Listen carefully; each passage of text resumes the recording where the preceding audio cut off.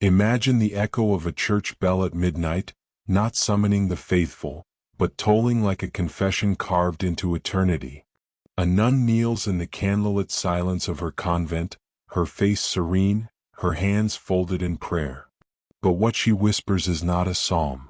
It is an admission, a secret that had been buried beneath centuries of stained glass and incense. 47, she breathes. I gave them back to God. Those words, recorded in the brittle pages of a sealed archive, were never meant to be heard by mortal ears. 47 infants, cradled in her arms like lambs for slaughter, delivered into death by the very hands sworn to protect them. But she did not see herself as a murderer. She believed she was chosen, anointed by something beyond Rome, beyond the cloister, beyond reason itself.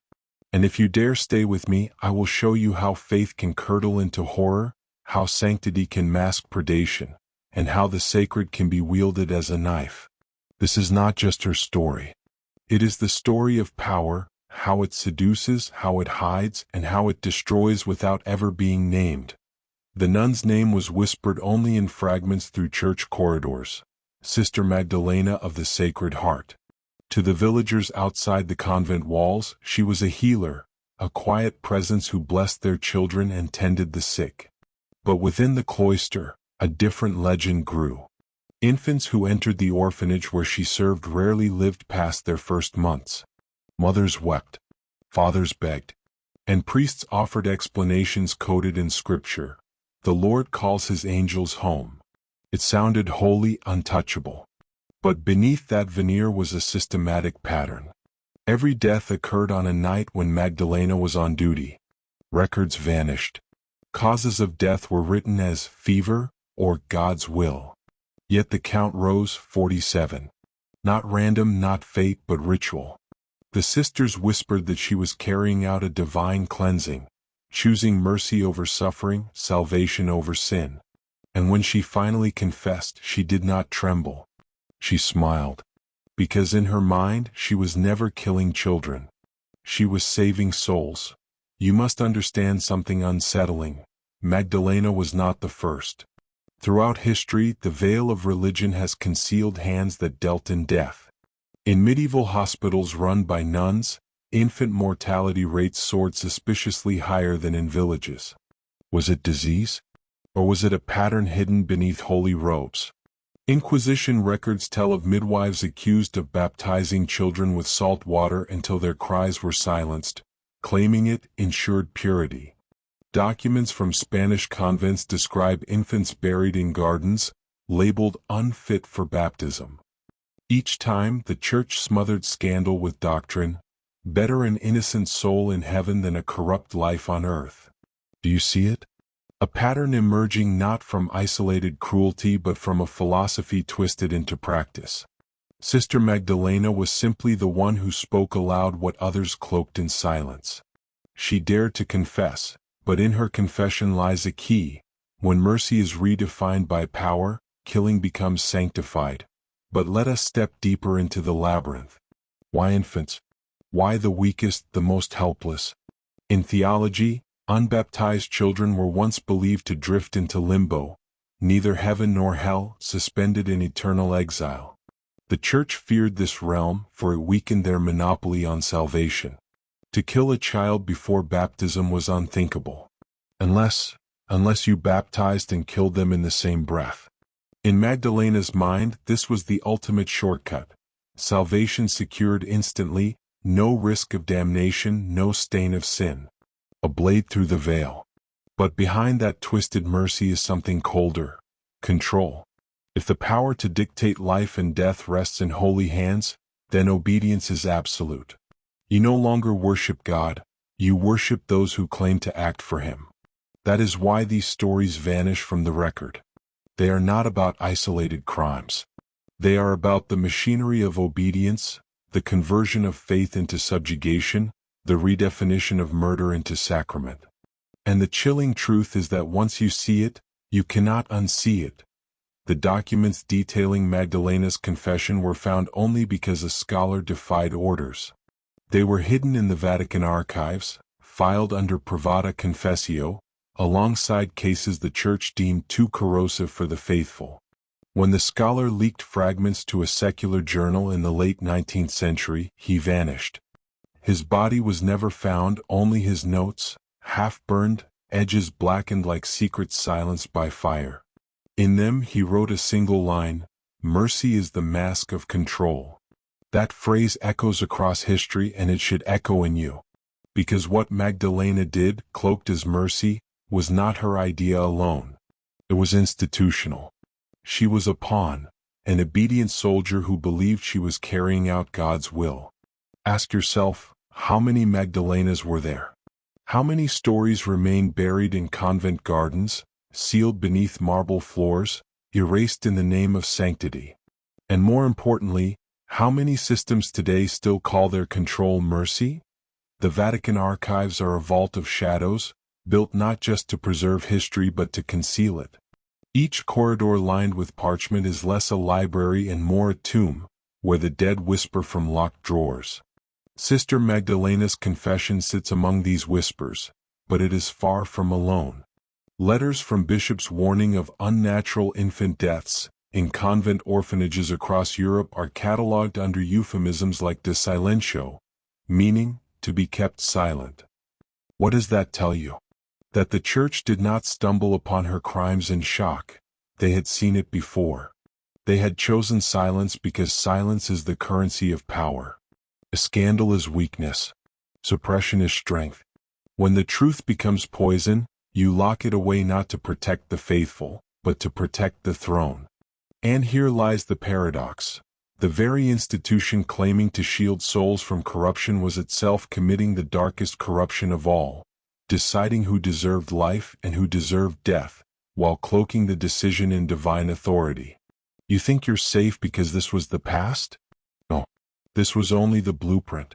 Ask yourself, what does it take for a human being, a nun sworn to purity, to believe murder is mercy? It requires a deeper programming. Magdalena was not born a killer. She was shaped by an institution that taught obedience above conscience. Her vows stripped her of self, her identity dissolved into the collective will of the convent. Obedience is not loyalty. It is surrender. And once surrendered, conscience can be rewritten.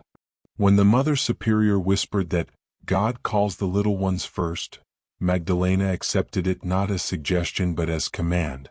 She believed she was chosen, elevated above ordinary mortals, a vessel for divine judgment. That is the dangerous alchemy of control. Reshape faith into doctrine, doctrine into law, law into action, and suddenly the hand that smothers a child believes itself holy. The lesson is brutal but clear. If they can redefine murder as mercy, they can redefine anything. And if you obey without question, you are already theirs. But there is another layer. Hidden manuscripts suggest Magdalena's killings were not random acts of twisted piety but part of a larger experiment. Certain infants, noted as unclean or unworthy, were marked for her. Who marked them? A council of priests, cloaked in authority, who determined which lives had value and which did not. Some children were labeled as products of sin, born out of wedlock, of impure bloodlines, or suspected of carrying curses. Do you hear the chilling echo? Eugenics before the word existed. The Church was not just concerned with souls but with the shaping of bloodlines, the engineering of purity. Magdalena was the instrument, not the mastermind. Her hands carried out the act, but the design came from higher above. This is the rot that institutions conceal. Once the definition of purity is written by power, human lives become chess pieces. Sacrificed, removed, erased. Tell me, if they could justify this with Scripture then, what could they justify now with technology, politics, or medicine? And here we reach the threshold of something darker. The psychology of innocence as power. Why do rulers, empires, and churches fixate on children? Because children are symbols. They embody purity, vulnerability, and the promise of the future. To hold the life of a child in your hands is to hold the deepest instinct of humanity itself. When Magdalena killed infants, it wasn't just the physical act, it was the symbolic act. She was demonstrating that the Church held absolute dominion over innocence itself. Nothing was sacred unless they declared it sacred. By taking life at its very beginning, the message was imprinted onto the community: obedience or exile, conformity or annihilation. Fear was instilled not only through sermons but through graves too small to bear names. That fear breeds silence, and silence breeds submission. And submission, that is the real altar upon which these sacrifices were laid. Magdalena believed she was saving souls. But in truth she was preserving the throne's grip on minds. Now pause, because this is where most will look away. This is the part where denial feels safer than discovery. But you're still here. And that means something. The secret is this: Magdalena was not insane. She was not possessed. She was logical, if you accept the premises she was given. That's the true horror. She obeyed perfectly, and obedience is what made her dangerous. Think of that. The scariest monsters in history are not the rebels but the loyal ones. The ones who never question, who believe control is holiness, who find comfort in orders that erase their humanity. And if you're listening to this, you must ask yourself, where do you obey without thinking? Where do you accept the story because it comes with authority? Once you recognize it, you begin to sever their chains. Once you refuse to kneel blindly, you step outside their cage. That's why they hide stories like Magdalena's, not because it's about one nun, but because it's about the blueprint of control itself. The Church's official narrative tells us that Magdalena was a rogue, a solitary aberration, a nun whose zeal twisted into madness. But if that were true, why were her records not exposed? Why were they sealed in privata confessio? You see, institutions only bury what reflects their own reflection. A single rogue could have been paraded as a cautionary tale, a way to reinforce control by displaying her fall. Instead, she was erased. And erasure tells us one thing: complicity. Because she was not outside the system, she was part of it. They needed her, they used her, and when her usefulness ended, they consumed her like all expendable tools. The pattern repeats across centuries. When the Inquisition burned women, they called them witches, but in truth they were midwives, healers, threats to monopolized authority. When priests confessed too much, they vanished into monasteries no one could visit.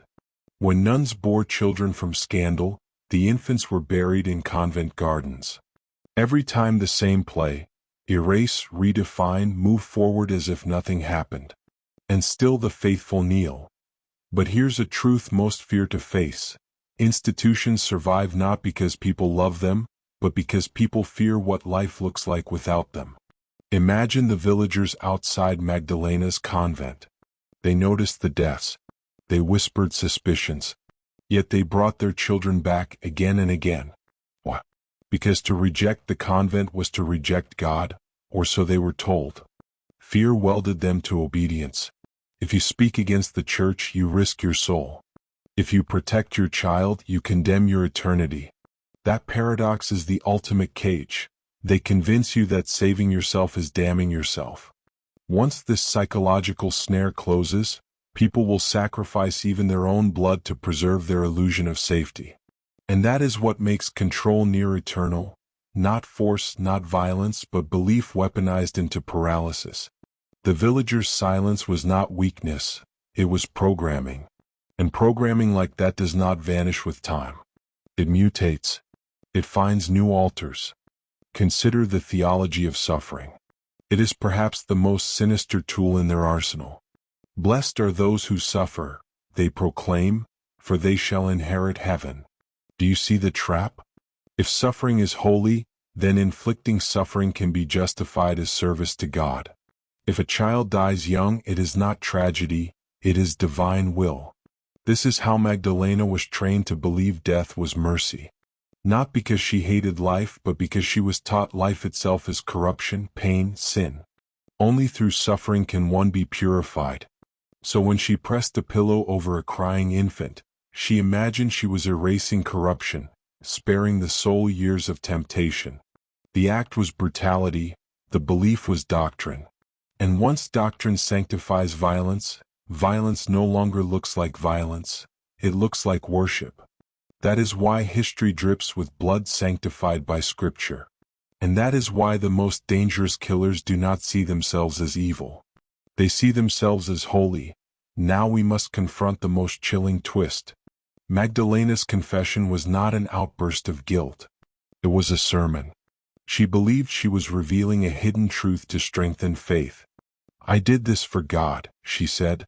I did this for mercy. She expected approval, not punishment. And do you know what's worse? The records suggest that for a time she was not punished. She was moved, transferred to another convent, her secret intact. That detail, buried in a marginal note, tells us everything. She was useful. She was not silenced until her story became a risk, when whispers reached beyond the walls. Only then did she disappear from history. What does that teach us?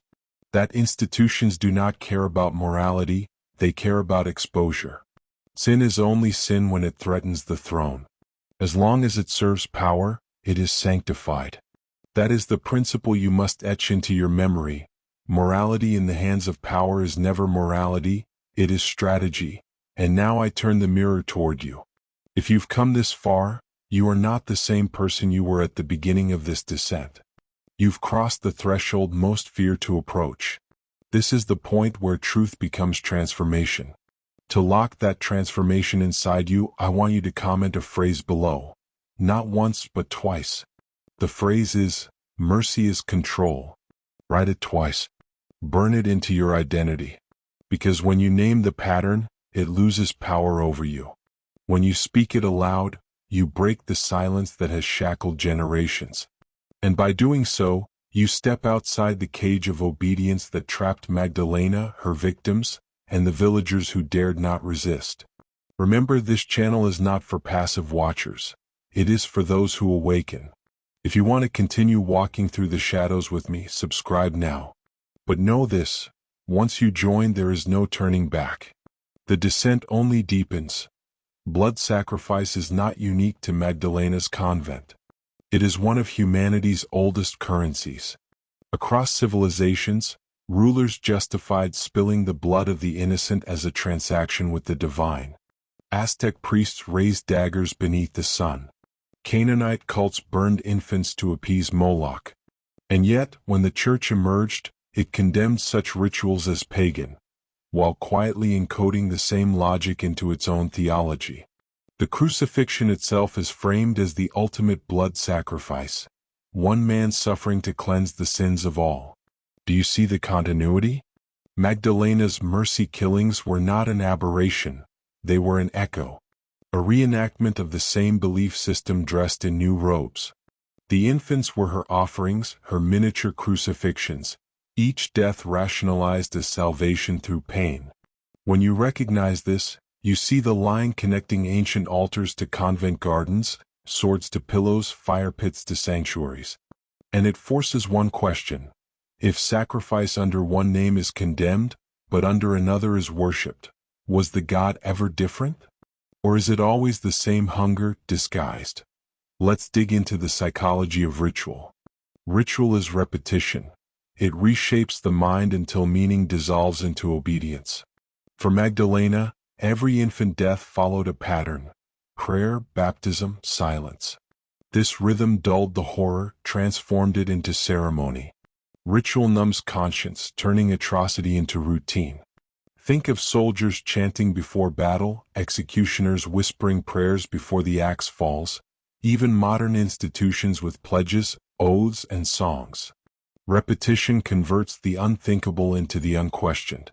That is why power always hides itself in ritual, because ritual bypasses thought. Once you participate enough times, your body obeys before your mind protests. Magdalena's 47 acts were not isolated murders. They were a ritual chain, each link tightening her identity as God's instrument. This is the secret of control. The act of killing was less important than the transformation of the killer. A ritual does not only sacrifice the victim, it reshapes the executor. It creates loyal vessels, emptied of conscience, filled with obedience. That is the true altar, where your humanity is the offering. But why 47? Numbers are never accidental in these stories. In Catholic mysticism, the number 7 symbolizes divine completion. 40 represents trial, purification. The 40 days of flood, the 40 years in the desert, the 40 days of Christ's fasting. 47 then becomes a fusion, purification through suffering, sealed with divine finality. Was it coincidence? Or was Magdalena guided, consciously or not, by a numerology hidden in plain sight? Records suggest she kept a journal, where she scribbled phrases like, "The count must reach fullness." This is ritualistic language, the language of someone who believes numbers unlock divine favor. If true, then those 47 infants were not just victims. They were steps in a ladder, offerings toward some unseen completion. Ask yourself, who taught her to think this way? Did she invent it? Or did whispers from the hierarchy shape her into a vessel of numerological sacrifice? When institutions bury numbers, it is because numbers reveal patterns and patterns reveal intent. The conditioning ran deeper than ritual and numbers. Magdalena was taught from her first day in the convent that obedience was holier than love. Obedience is salvation, her rulebook said. Love may falter, compassion may bend, but obedience never questions. And here lies the key to all manipulation. If you can make obedience sacred, you can sanctify anything. Think of how soldiers are trained. Strip them of individuality, drill them until instinct replaces thought, reward compliance over conscience. The Church perfected this centuries before armies adopted it. Magdalena's heart may have quivered, but her obedience was steel. She did not kill out of cruelty, she killed out of loyalty. And this is what you must never forget. The obedient are far more dangerous than the rebellious. Rebellion disrupts power. Obedience sustains it forever. This is why entire empires rise not on rebellion, but on conformity dressed as holiness. And if you obey without thought, then you too become the vessel of someone else's design. Now, let me show you the cost of silence. When Magdalena's story was whispered among villagers, many mothers began to notice signs, children missing, hastily dug graves near convent gardens. But they said nothing. Why? Because to accuse a nun was to accuse the Church, and to accuse the Church was to accuse God Himself. Silence became their shield, and that shield turned into complicity. Decades later, excavations of convent grounds across Ireland revealed mass graves of infants, bones stacked beneath stone walls, forgotten but never gone. Those bones whispered the same truth: silence feeds the machine. Every parent who kept quiet, every villager who looked away became part of the ritual. And this, perhaps, is the greatest revelation. Atrocities do not survive because of the monsters alone. They survive because the majority chooses the comfort of denial. And so I ask you, where in your life do you choose silence because truth feels too dangerous? That is the very place where their power still thrives. Theology, at its core, is meant to be a bridge between man and God. But when corrupted, it becomes a chain. One of the forbidden doctrines whispered in old seminaries was the concept of innocent exchange. It suggested that the suffering, or even the death, of the innocent could atone for the sins of the guilty. Think of what that means. If a child dies, the community is cleansed. If an infant is sacrificed, the village's sins are forgiven. Officially, the Church denies this. But in hidden manuscripts and letters between priests, the idea appears again and again. Magdalena was its embodiment. She believed the deaths of those 47 infants purchased grace for her community. They became living offerings in a theology of blood. And this idea, twisted and buried, explains why her confession was dangerous. Because if exposed, it would reveal that the Church had not abandoned sacrifice. It had simply rebranded it. And the people? They would see their faith not as protection, but as hunger disguised as holiness. Do not think this theology died with her. In the 20th century, when mass graves of infants were unearthed beneath convent orphanages in Ireland, the same explanation surfaced. It was mercy. It was God's will. No priest stood trial. No nun faced justice.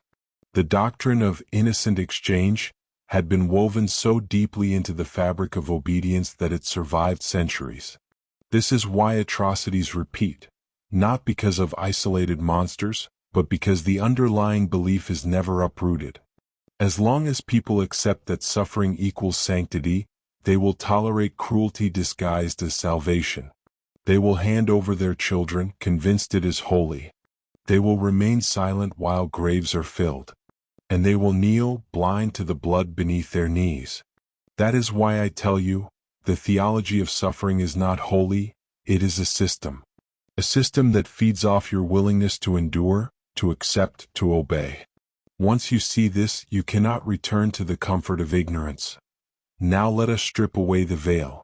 Why do institutions glorify suffering? Because suffering makes people malleable. A starving man prays harder than a full man. A grieving mother clings tighter to the altar than a joyful one. Pain lowers resistance, strips you of will, and pushes you into dependency. And dependency is the throne of power. When Magdalena whispered, "I gave them back to God," she was not only justifying her act, she was reinforcing this machinery. Every child she killed made the community weaker, more afraid, more dependent on the very church that sanctioned the act. It is a cycle. Inflict pain, then present yourself as the healer. Wound them, then offer the cure. This is not just religion, it is the psychology of every empire, every manipulator, every institution that thrives on obedience. Look around today and you will see the same pattern repackaged. Suffering imposed, then sanctified, then sold back to you as salvation. The suppressed writings of early church fathers reveal something even more chilling. Some argued that the true currency of heaven was not prayer, not obedience, but innocence itself. The purer the soul, the more valuable its sacrifice. What soul is purer than an infant's? This idea is almost never preached, yet it lurks like a shadow behind doctrines of martyrdom and baptism. Magdalena may have absorbed it through whispers, through sermons never meant for the laity. She came to believe that by offering infants she was enriching heaven itself, feeding it with the purest currency. This is where theology mutates into economy, where souls become commodities and death becomes transaction. Think of that, a spiritual stock market, where innocence is the coin and suffering is the trade. And once you see this framework, you begin to recognize how easily lives can be bought and sold under the mask of divine will. If a life has value in heaven, then those who claim to own the key will decide its worth. And here is the revelation most cannot bear. Magdalena's story is not about her alone. It is about the blueprint of control, repeated in every era under new names. Whether it is infants in convents, heretics at the stake, or undesirable populations erased in silence, the logic remains identical. Suffering is sacred, death is purification, obedience is salvation. Do you see the pattern? This is why history repeats. This is why secrets are buried only to resurface in new graves, new scandals, new rituals. Because the system itself has never been dismantled. It has only changed costumes. You have now seen enough to feel the weight of it. And that weight is dangerous. It is the kind of knowledge that isolates because once you perceive it, you can no longer be comforted by the illusions that soothe the masses. You begin to walk differently, speak differently, see differently. And that is why I tell you, you are no longer just a listener. You are becoming a witness. And witnesses cannot unsee. Behind Magdalena stood a hierarchy, silent, watchful, complicit. Her hands may have carried out the act, but the framework of thought was engineered by councils of men cloaked in authority. In the margins of Vatican notes, you find references to deliberations on purity. These were not theological musings. They were quiet tribunals, determining which lives were fit to continue and which were expendable. Do not think this was confined to one convent. Think wider. Think systemic. Power is never interested in the fate of one individual. It is interested in shaping the collective. And so these councils used nuns like Magdalena as extensions of policy. Obedience transformed them into living instruments, disposable yet effective. The institution remained untouched, the throne polished, while pawns bore the blood on their hands. This is the cold machinery of hierarchy. The higher you climb, the cleaner your robes.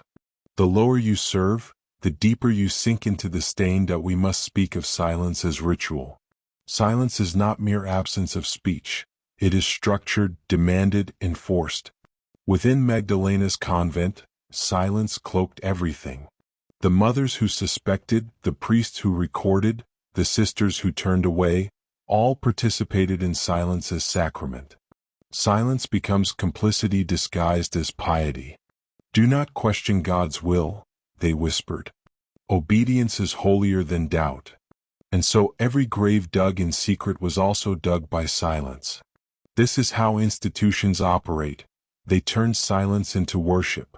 And the people obey, not realizing their silence is the mortar holding up the walls of corruption. To break silence is to become heretic, traitor, outcast. That is why the archives remained locked.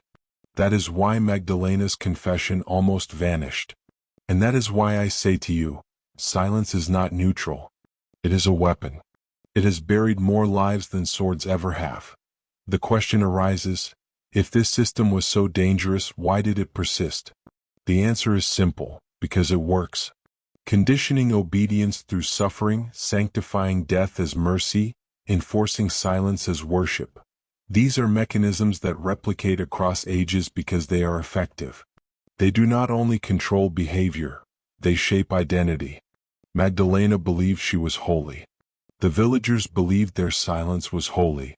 Even the priests recording deaths in coded language believed their discretion was holy.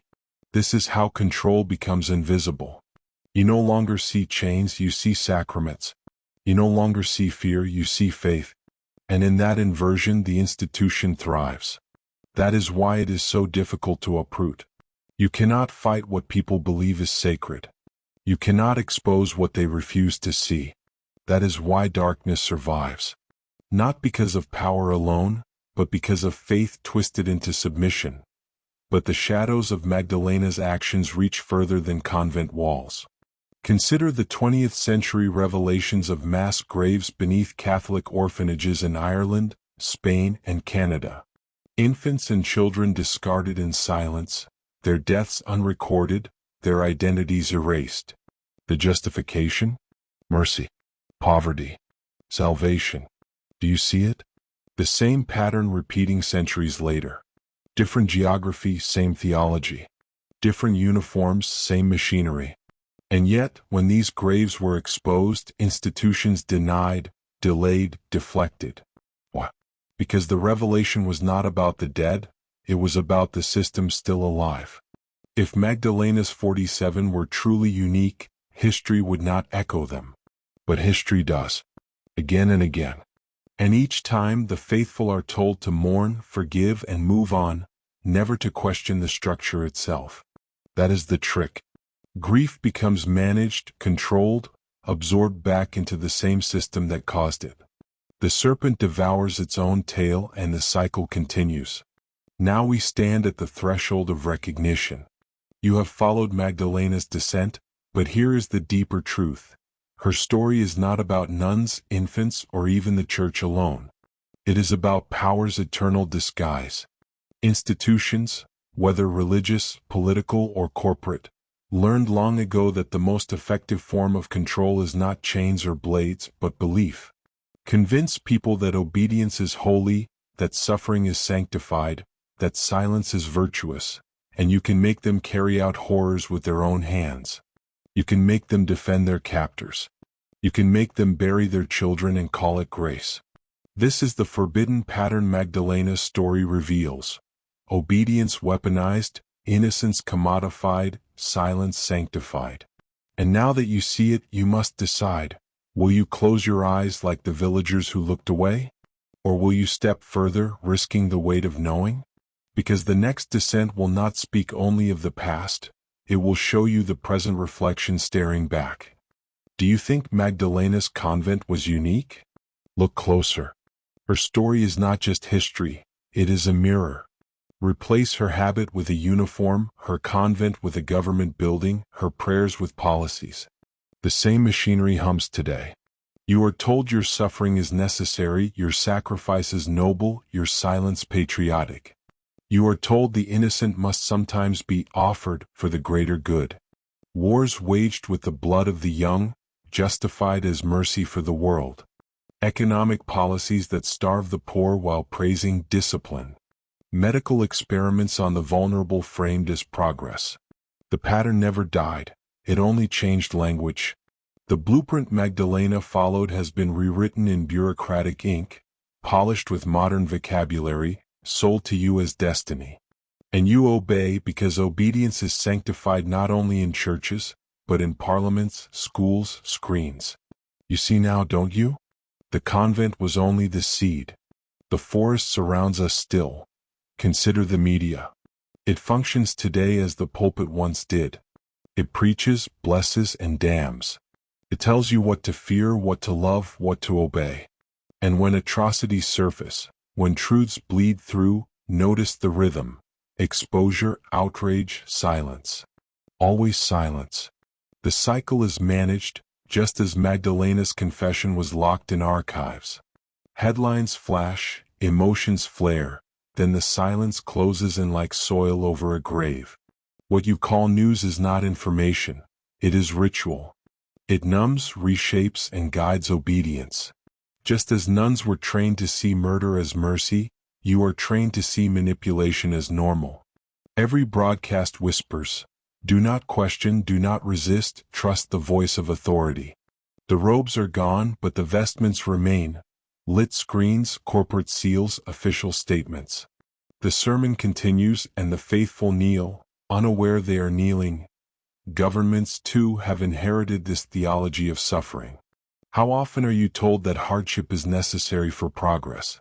That war is required for peace? That restrictions are imposed for your safety? It is the same logic Magdalena followed. Harm now, mercy later. Kill to save. Restrict to protect. Obey to be free. The inversion is identical. The words shift, but the structure holds. And when you protest, when you see through the disguise, you are labeled heretic, traitor, enemy of the state, just as villagers who questioned nuns were accused of blasphemy. The punishment for disobedience has changed costumes, but the goal remains. Silence the witness, sanctify the system. That is why history repeats. Because the blueprint is never dismantled, only upgraded. You live inside it as the villagers lived inside Magdalena's shadow. And unless you awaken, you will kneel in silence too. Ask yourself, why is innocence always the first target? Children, the poor, the vulnerable, they bear the brunt of every system. Because innocence is power. Break innocence and you control the future. Crush the weak and you display dominance. Magdalena's 47 infants were symbols, not just lives. Their graves said to every villager, even your purest is ours. Today, think of the wars where children die in bombed villages, dismissed as collateral damage. Think of systems where the poor are sacrificed to protect the wealthy. The same message echoes. Your innocence belongs to us, your children are pawns, your silence keeps the altar standing. This is why their graves matter. They are warnings carved in bone, reminders that the machinery does not rest. Innocence will always be the first offered, because innocence holds the strongest sway over your conscience. Once you learn to rationalize that you can rationalize anything. Why now? You feel the weight pressing on you. That weight is intentional. It is the cost of awakening. But there is a reason I speak to you directly, not as a storyteller but as a guide. You are not meant to watch this passively. You are meant to change. And change begins by refusing silence. Refuse to obey without thought. Refuse to accept suffering as holy. Refuse to let innocence be commodified. The villagers in Magdalena's time could not, or would not, break their silence. But you can. Knowledge is dangerous, but ignorance is fatal. If you've come this far, you are already different. You see through the mask. You feel the manipulation. And you know deep down that the blueprint of control is not only history, it is alive around you, shaping you. The question is not whether the machinery exists. The question is whether you will keep kneeling to it. The final mask falls when you realize this. Institutions do not fear sin, they fear exposure. Magdalena confessed not because the church wished it, but because she broke the rhythm. She disrupted silence. And so her words were buried, her truth entombed in archives where eyes could not follow. That pattern survives. When whistleblowers speak, they are buried in trials, exiled, erased. When survivors testify, they are shamed, ignored, or branded hysterical. When you demand answers, you are told to trust the process. The crime is never the act, it is the revelation. This is why forbidden history feels like poison in your throat, because every revelation drags the hidden into the light, and light terrifies power. You feel uneasy now because you've swallowed some of that poison, and it has already started changing you? But let us peel one more layer. Think about ritual. Humans crave it, cling to it, because ritual makes the unbearable seem orderly. Magdalena's killings were ritualized, prayers, hymns, whispers of mercy. They made murder digestible. Today, ritual continues. Military parades glorify destruction. Politicians stage speeches with scripted applause. Corporations brand awareness days, while profiting from the suffering they spotlight. Ritual cloaks atrocity. It turns horror into tradition, silence into virtue. You participate daily without realizing it, standing for anthems, repeating slogans, clicking agree on contracts that bind your freedom. Every ritual whispers the same command: consent. You don't have to believe, only to comply. And compliance, dressed as ritual, is the engine of control. Magdalena's chapel was just the prototype. The cathedral has grown global. Now we descend into the deepest chamber, the psychology of control. Why do people obey even when their soul recoils? Because fear is not the sharpest tool, hope is. Magdalena's victims were framed as sacrifices for hope. Hope of mercy, hope of paradise, hope of a lighter burden. Today, every restriction is justified with hope. Give up privacy for safety. Give up freedom for stability. Give up children's futures for economic security. The bargain is always the same: suffer now, receive later. And yet the reward never comes. The suffering itself becomes the worship. This is how empires endure, how religions dominate, how systems persist. By teaching you that pain is holy, that obedience redeems, that silence saves. Do you feel the chain yet? It is not outside you. It is wound inside your thoughts. Now I ask you, pause and write this phrase in the comments twice. The altar is broken. Do it and mark your refusal to kneel. This is not just engagement for the algorithm, it is ritual reversal. It is a declaration, a symbolic strike against the pattern that has chained generations. And while you write it, hear this truth. Magdalena's 47 infants were not just victims of one woman's hand, but of an entire architecture of belief.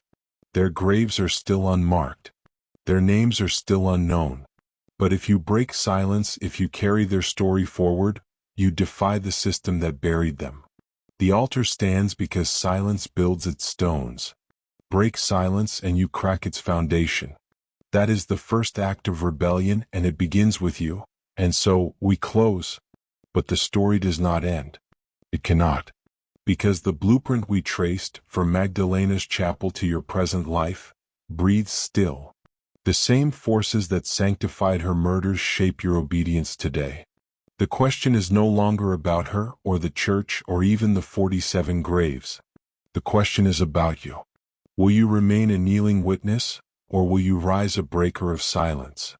This channel exists to drag the forbidden into the open, to tear masks from faces, to awaken those who dare to see. Subscribe if you are ready to keep falling into truths they swore you must never know. Because once you begin, you cannot return. You cannot unsee. You cannot unknow. And perhaps that is the greatest mercy of all, that once awakened, you are no longer theirs. You are yours. and the altar is broken.